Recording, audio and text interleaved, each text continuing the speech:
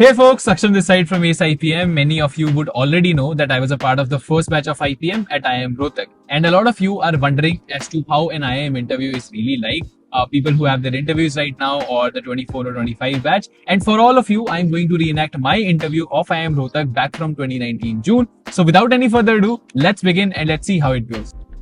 May I come in? Yes, please. Good morning. Good morning. Is it good morning? Sorry, good afternoon. May I sit? Yes, please. Thank you. Ma'am.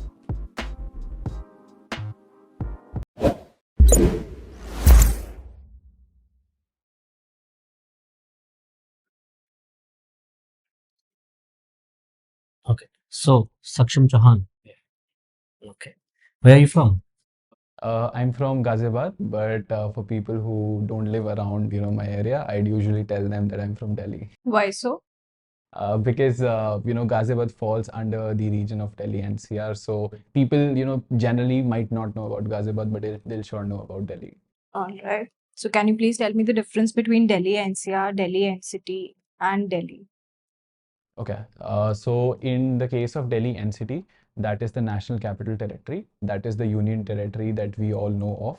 And if I talk about Delhi NCR, that is the region which subtends from Delhi and covers area around Delhi as well to the radius of 100 kilometers. So it will include some parts and some districts of UP, Rajasthan, and Haryana as well.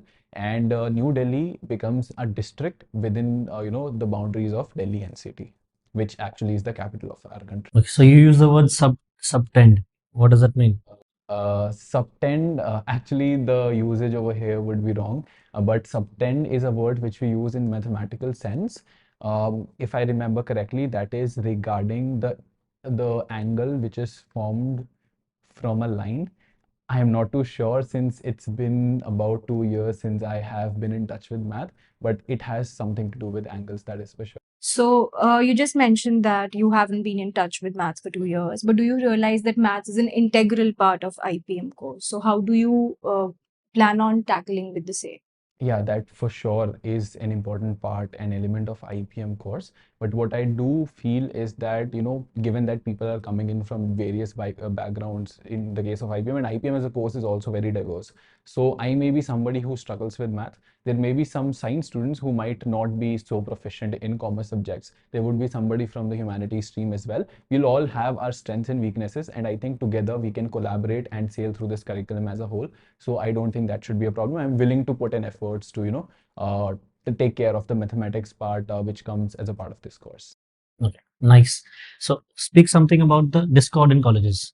Uh, uh, are you talking about Discord in colleges? No, I mean the dress code in colleges. Dress code. Yes. Good. Okay. Can I take a minute to think about Yeah, that? sure. Can I also write down the pointers? Yes. Thank you so much.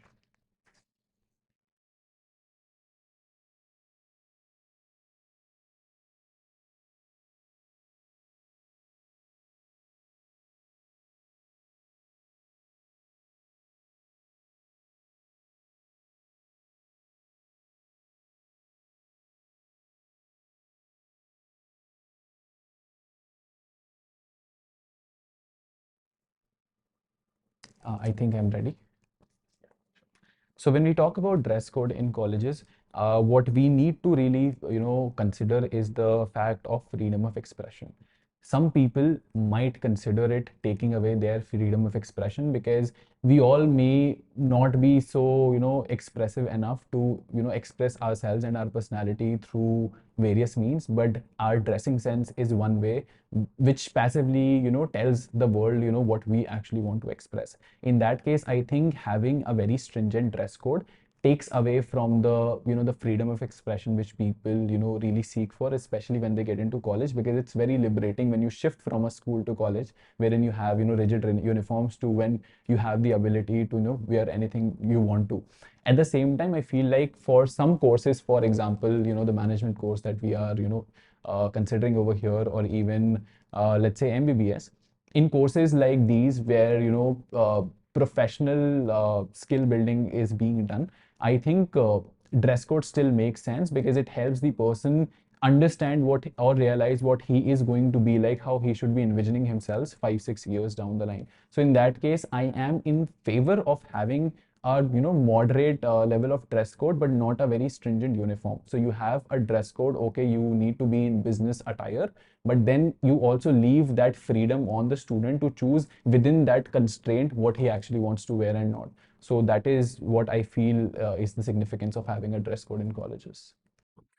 Okay. Perfect. Okay. So can you tell us the difference between monopolistic competition and perfect competition? So perfect competition is where the products are homogeneous. They cannot be differentiated basis of their color, size, shape, or anything. And the pricing also remains the same of all the products. An example of that could be a mandi, wherein the same quality, same type of vegetables are being sold at a similar price range. If I talk about monopolistic competition, it would be where the products are not exactly homogeneous, where the products are not perfect substitutes of each other, and you can differentiate them basis of their color, shape, size, or any other USP that they may have. An example of that would be one of the startups that I was involved in was about content writing, services and agency based work. So in that case, there are a lot of content writing agencies, but each of them has their own USPs, style of writing, and a lot of variables basis of which you can actually differentiate amongst them. And the pricing also that they charge is going to be different from one another, even though at the core of it, it is still the same service of writing content for their clients. So that would be an example of monopolistic competition. Okay. Which subject was your favorite subject in class 12? That would be IP, informatics practices. Can you enlighten me a bit about the syllabus of IP? Okay, it involves components of ICT, and in terms of languages, it had SQL and Java. So why do you want to be a part of IPM when your main interest is in computers and tech? I would say it's not that my interest is only in tech, but I feel like tech is a means to enable business in general. So, for example, I have been involved in freelancing and 2, 3 different startups that I've run earlier. And in that case, it always involved a component of both tech as well as management. And even if you look at IPM as a curriculum, it is also not just focused around management. It also has components of maths, as we earlier talked about. It also has a component of technology and a component of liberal arts as well, so as to make sure that I'm not just becoming a good leader, but also a socially cognizable leader. So in that case, all of that put together, I think this program is the right fit for me given the background that I'm coming from. Okay. Can you tell us something about your past startups, their current status? So the first one, as is also mentioned in my CV, is loopmachi.com. It was a coupon and cashback website which I started back in 2016. This website was about, you shop with across various retailers online. So for example, Amazon, Flipkart. So if you purchase on those websites through our links, you will get a cashback, and you may as well get discount coupons which you can apply. We ran for about 7, 8 months. I was later joined in by a partner who was at that time working in LG, and because of some reasons he lost his job, so he had to shut this side hustle of his and focus on getting another job. So which is why we sold this website off. So it is currently functional, but we are not the ones operating it. Second one was Draft Venue. That was a content writing and marketing agency that I started, given that I have been freelancing, for the last 4, 5 years. So I thought it only makes sense to not just work as a solo, entrepreneur, but also have a team around me. So that is when I started Draft Venue. And we, wrote over 1 million words of content, and it worked well for a year and a half. But then considering that agency or, service-based businesses in general are not very scalable, is when I thought this is not my calling, which is why that is when we disintegrated and we then again started working off as individual freelancers. The third one that I'm currently working on is OneYan. It is in a way an all-in-one platform for schools as well as parents, which helps parents in terms of discovering schools and other opportunities of learning for the students around their vicinity. And for schools, it helps them manage their administrative tasks and the ERP related tasks better. So that is what it is like. We have been running operational for the last 1 year. We are still, I would say, in a beta phase, and we have had a revenue of 80,000 in total as of now. But yeah, there are a lot more components that need to be built up, and that is in progress. Okay. So right now you're working in one GAN. So it says that you compare all the schools in the vicinity. How do you compare those So schools? in a way, we are a list on the front end for public at large. It is a school listing directory wherein we fetch your location through the GPS approximate location that we get, basis of which every school that is listed on our platform within that radius will come up. Now in that case, it also allows you a lot of basis of comparison. For example, you might be sitting in somewhere down in, let's say, Bihar, but you want your child to have the best in class education somewhere in Delhi. So in that case, you would also want residential facility, so you can have that as an option. If your child, let's say, has already been involved in, let's say, shooting as a sport. Now, not a lot of schools have a shooting range. My school had, but how would other people get to know about it? So in that case, you can filter it out and see all the schools which have a shooting range. Basis of that, you can see the schools, you can check the reviews of the previous students that have studied there, and you can also what is there for the schools is that first of all they get the leads and visibility, and at the same time we are also trying to build a common admission form which you can fill and send to multiple schools rather than having to fill separate forms each time. So that also eases off that burden from the parents, and it also is beneficial from schools because for schools because then they get additional visibility. Okay. So you said your turnover is 80,000, I think, if I'm not wrong. So what is the revenue model? Okay, so as of today, it is purely basis of the cost that we charge to schools for advertisement and for sending out the leads, forwarding the leads to them. That is the revenue model as of now. But in future, we intend to also develop an ERP in-house, which schools can use for their administrative tasks, which will be another major source of revenue. And then native ads and other things will also follow suit. So it'll be a paid platform. We'll have three different ways of revenue streams, so to say. First being from schools for their paid listing and the advertisement. Second, for in terms of parents when they fill out the form, so we take a cut in terms of commission for the forms they're filling in through our central application form system. And from in terms of school students, if in case they purchase any e-learning module from us or anything around career guidance, that is something that we are trying to also build, then that is also where a direct purchase is to be made, and that can also be counted in our revenue model. Okay. Hmm. Okay. So can you tell me the difference now that you're into a tech business, tech thing? So can you tell me the difference between SEO and SEM? SEO stands for search engine optimization, while SEM stands for search engine marketing. SEO is the organic medium through which you organically rank your website on the Google search, non-sponsored search, so as to get better visibility of your site or your product. SEM is similar to this. However, the key difference is you do not rank your website organically. Rather, you pay to run ads on a specific search engine, for example, Google, to sponsor, to publish your website higher than the organic listings without having to do that, tedious task of, and putting in efforts to actually rank the website organically. Okay. So what is the meaning of inbound marketing? Inbound. I am not exactly sure of the meaning of this, but I'll definitely look it up once. I see that you have a lot of certifications, but you're not aware of those. Uh, I'd say that I am more of a self-taught marketeer. So it has always been the case that, I've learned through experience and not necessarily through, a formal course or something of that nature, which is why there may be a lack in terms of knowledge, theoretical knowledge, but the experiential learning is definitely there. Additionally, my focus has more so been in, within marketing or digital marketing in itself is also a huge space. My focus has always been in SEO and SEM. And what is the difference between on-page SEO and off-page SEO? Okay, so on page and off page, the difference would be that on page SEO is what you do within your website or within your page to improve its ranking on the web. So, for example, writing better content, writing more content, covering more keywords, more topics, optimizing your content in a way that it ranks higher, having links of your own different pages within your website, interlinking basically, so as to make sure your page ranks higher. That is what on page would constitute.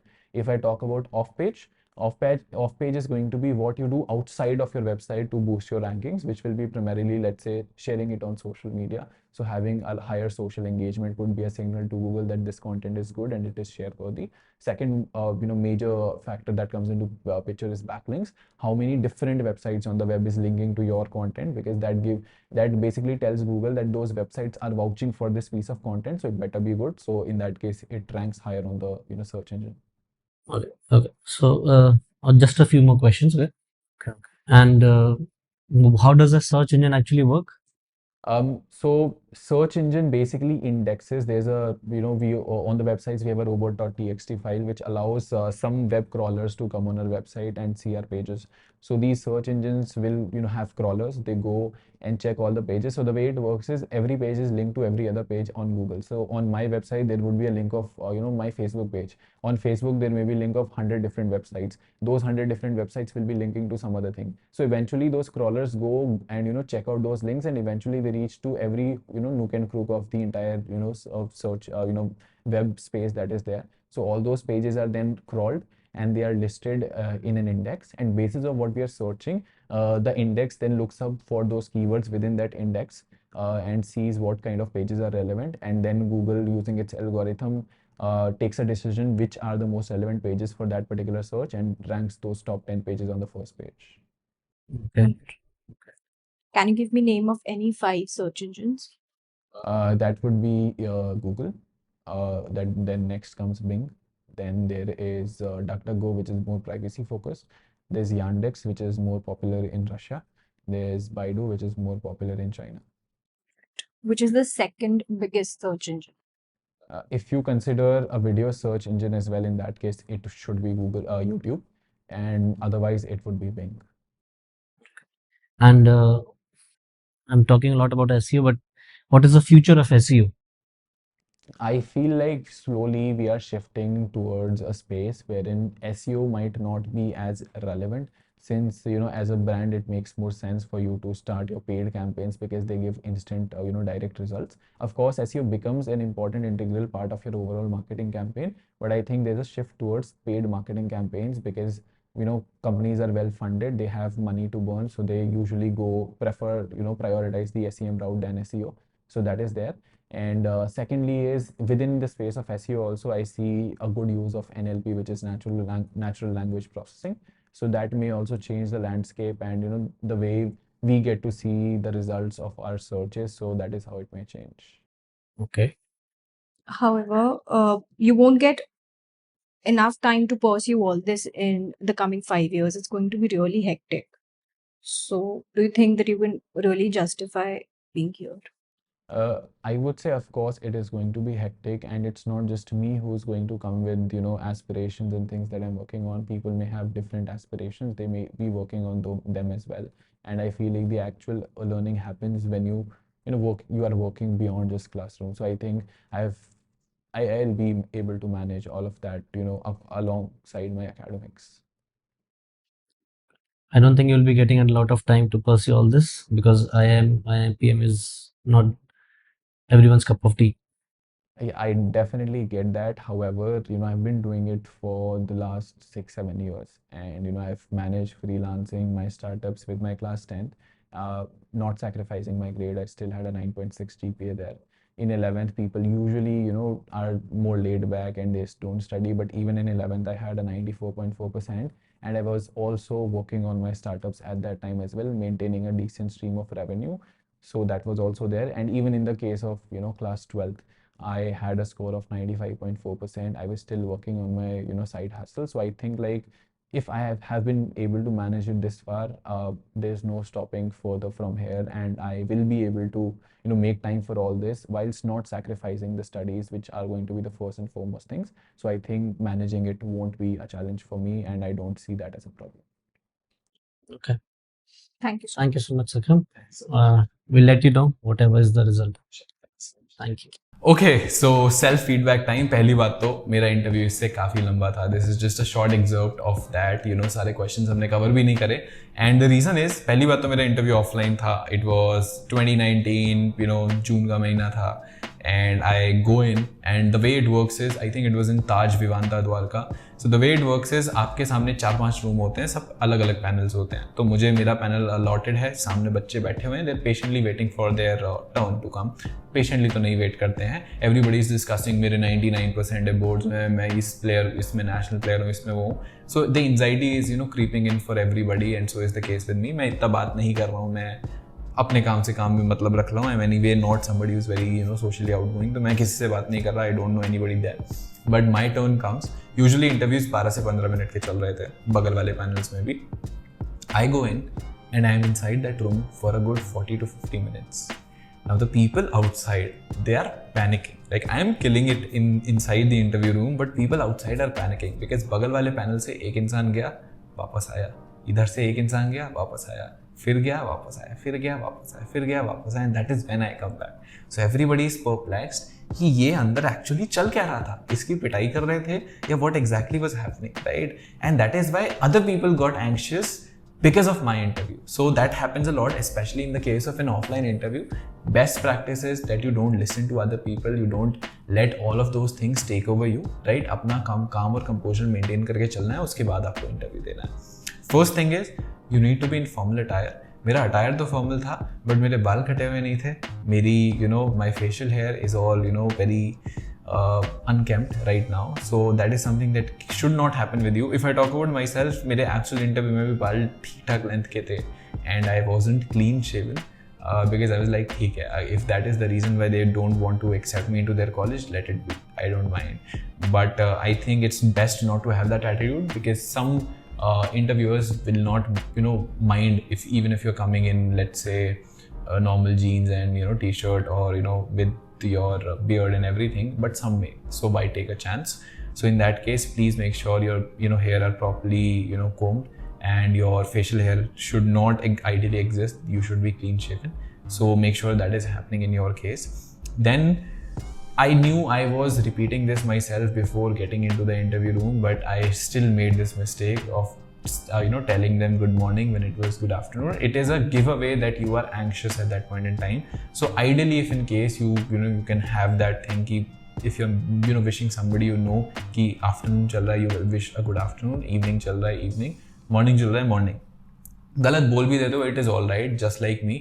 मैंने उसे हंस के I just brushed it off. So in that case, it showed कि ठीक है, I am able to maintain my composure. So that is something that you should be also doing. In terms of extempore, I'd say it was not that great. I could have had more pointers. I did not really conclude things. मैंने दोनों तरफ से पहले मैंने बोलना चालू करा liberation, freedom of expression के बारे में. I was hinting towards the fact that कि dress code नहीं होना चाहिए. एंड में आके मैं कंक्लूड करता हूँ कि ड्रेस कोड होना चाहिए, बट एक उस लिमिट के अंदर हमारे पास फ्रीडम है. आई थिंक वो पॉइंटर्स थोड़े बेटर फ्रेम्ड हो सकते थे. मेरा एक्चुअल एक्सटेम्परी में तो इससे एक आध पॉइंट कम ही बोला होगा, छोटा था काफ़ी, तो मैं extempore wasn't that great that time as well. And this time also I think that there were more points that I could have added in terms of the extempore. But one very good thing that I did was I confirmed the topic with them once again. In my panel, the fellow, the professor who gave me the topic, he was from South India probably. I checked it later on their website, and I had a tough time understanding his accent. And he mentioned a dress code in colleges, but I hear Discord in colleges, and I'm like, मैं Discord in college में क्या बात करूँ? We are talking about 2019 जब Discord इतना popular भी नहीं था. So are we talking about in the literal sense of the meaning of Discord कि हाँ Discord भाई is an app and it helps people connect, so it might help college people to also connect? Or are we talking about the English meaning of the word Discord? But मैंने कहा इतना झंझट नहीं पालते हैं. Let's just first confirm the topic with them and I get to know dress code. Otherwise मैं अपनी पूरी 1 मिनट की extempore Discord पे दे रहा होता. So if in case you don't understand anything in the interview, please ask them, please confirm them, and then only proceed. उसके बाद, because I was nervous all throughout, even though this is not my actual interview, we were just playing it out, but वो nervousness जब आप interview के लिए बैठे होते हो, वो it is natural to come, and even in my case it came. The people who were interviewing me were my colleagues, but still for some reason that also made me nervous, and I can only understand that that nervousness would be 100 times more for you guys. And in that case, that nervousness was showing through my body language. Sometimes I was slightly shivering. They cannot see my legs, but down there I was pinching my toes, because that is my way of getting through that anxiety. Similarly, I was fidgeting with my pen. So I am not sure if that was recorded, in the clip, in the frame, but once I got that pen for my extempore, I was, I consciously saw myself do that I was fidgeting with the pen, and I stopped myself, and then I did it again. So, ideally avoid that. But even it's okay, it's all right, they understand that you are going to be anxious because you're sitting for a very important interview in your life. But ऐसा नहीं होना चाहिए कि वो anxiousness के चक्कर में आपका माइंड ब्लॉक हो जाए और आप आंसर चीज़ों के ना दे पाएँ. That will be a problem. But अगर सिर्फ एंक्शियसनेस शो हो रही है, उससे दिक्कत नहीं होगा. साथ ही में my entire interview I knew that I am not very good with my current affairs. I am not very good with my past academics, and the only thing that I have in me is my hobby, or the ventures that I'm working. Essentially it is digital marketing. आपको मैं अपना जो CV होएगा उस time पे जो मैं लेकर गया था, आप लोगों को लेके जाने की जरूरत नहीं है, बिकॉज ऑनलाइन में तो एनी वो देखते नहीं है. ऑफलाइन आप जा रहे हो तो you may as well take it. But जो CV मेरा उस टाइम का था, you people might look at it and you will like you could be like wow, काफ़ी चीज़ें इसने करी हैं. But I would argue otherwise, because if I look at my CV, तो उसमें एक सेक्शन है सर्टिफिकेशन का, which is completely shitty. Because मैंने ये सारे सर्टिफिकेशन अपने इंटरव्यू के 7 दिन पहले करे हैं, सारे के सारे. सबके आंसर मैंने गूगल से निकाल के उसी दिन सेम दिन सब करे हैं. इट शोज, सर्टिफिकेशन में लिखा है सबकी डेट सेम है. इट शोज कि आपने सर्टिफिकेशन सिर्फ इंटरव्यू के लिए करे हैं, आपको उनको पढ़ने का मन नहीं था, तो वो पूरा सेक्शन इररिलेवेंट है. स्पेशल अचीवमेंट्स में आते हैं, तो अचीवमेंट्स सारे अकेडमिक हैं अगर देखा जाए. Student of the year, vice school captain, subject topper and things like that. ठीक है, अगर उसके अलावा मैंने कुछ अचीवमेंट डाली भी हैं तो वो स्कूल लेवल पे ही है, ज़्यादा कुछ खास नहीं है. एक्सपीरियंसेस की बात करें मेरे स्टार्टअप्स की, तो क्योंकि स्टार्टअप्स अब ये वाले भी रजिस्टर्ड नहीं थे, तो there was no way for them to verify मैं ही एक्चुअली चला रहा था क्या था. आधे बंद पड़े हैं, तो in that case they have no way to verify it, which is why they asked a lot of questions about it for me, from me, and that actually went good for me. Otherwise, just on the basis of this paper, I don't think they would be, willing enough to be accepting me. So in that case, मेरा resume भी ठीक था. It is above average, but it is also not, the absolute best. There would be people who are coming in from, different backgrounds, अपने field में excel करा होगा. Of course, those people have had a better chance than me, but the way I converted it in my favor was that, first of all, मेरा plan था कि मैं introduction में सब कुछ मेंशन कर दूंगा एंड वहाँ से मेरी इसकी बातचीत चालू हो जाएगी, but they did not ask me for my introduction. And उसके बाद it was a desperate attempt of mentioning it here and there. उन्होंने मेरी फाइल देखी, उसे इग्नोर कर दिया. ठीक है, मुझे लगा उसके बाद पूछेंगे, नहीं पूछा. उसके बाद दे asked me that question about monopolistic question and perfect competition. मैंने वहाँ फिर से बता दिया, एग्जाम्पल में दे दिया कि भाई सुन लो मेरी बात, नहीं माने. उसके बाद finally when they asked me subject and subject, why you want to go for IPM, you are choosing math, computers as a subject as your favorite subject. मैंने वहाँ पर फिर से सेम चीज़ की इन करी, as a last, call for help कि भाई I am very desperate, I only know answers to these questions, please ask me that. And that is when in the 4th instance they finally picked up the queue and they actually started asking me questions, and it was a smooth sail from there, except for that one question of inbound marketing, which I learned that very definition of that just a day before, but I was not able to recall it during my interview, and that is again normal, that is fine, but it happens, right? एक आध question, अगर आपकी hobby के बारे में एक आध question नहीं आता, it is all right, but at least आपने देखा होगा मेरे मेजॉरिटी क्वेश्चंस के आंसर भी थे, आंसर के साथ एडिशनल इन्फॉर्मेशन थी. अगर मेरे से कुछ पूछा गया है सर्च इंजिन बताओ, तो मैंने उसके बारे में बताया भी है कि this is popular in Russia, this is popular in China. तो एडिशनल इन्फॉर्मेशन भी दी है मैंने, शोइंग कि I know what I am talking about. So overall, if you look at it, that 45 minutes of interview, I think the first 15 minutes was a struggle for me, the actual interview. The rest 30 minutes when we were just talking about me, my startups, my experiences and things around that, it was a smooth sail. So that is how it went. If I look at the very last question, I will not be able to manage time.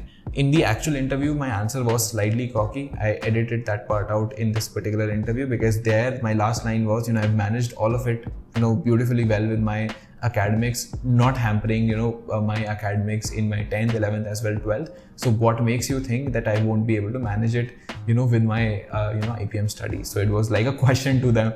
You should definitely not be doing that, which is why we, edited that part out when, recording this particular interview. But overall, I think it ended well, and they knew by the end of it, they knew what I am talking about. Fortunately, one of the persons who was interviewing me happened to be, the digital marketing professor at IIM Rohtak. So that also played a part because, he knew that thing. He could question me on that. He did, and I was able to answer them. So that is how my interview went. Let me know your thoughts about it, and if in case you have your interviews coming up soon, all the very best for that. I hope you ace them, and if you need any help, you can also look at our website and offerings, and that will be it.